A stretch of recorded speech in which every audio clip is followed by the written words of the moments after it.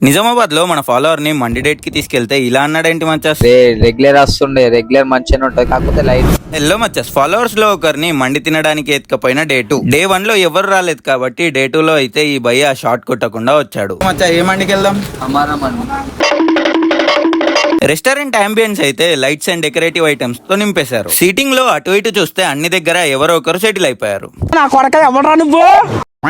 బయట ఒకటే దగ్గర స్పేస్ ఉందని మనం కూడా సెటిల్ అయిపోయాం. మచ్చా మటన్ మండి తింటారా, చికెన్ మండి తింటారా? చికెన్ భయ్యా ఎక్ మటన్ కి రోస్ట్ మండి और एक చికెన్ కి రోస్ట్ మండి.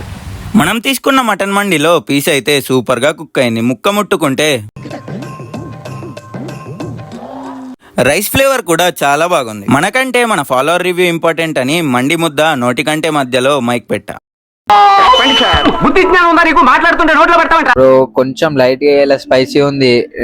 రెగ్యులర్ వస్తుండే, రెగ్యులర్ మంచిగానే ఉంటుంది, కాకపోతే లైట్ గా స్పైసీ ఉంది, కానీ టేస్ట్ సూపర్ ఉంది.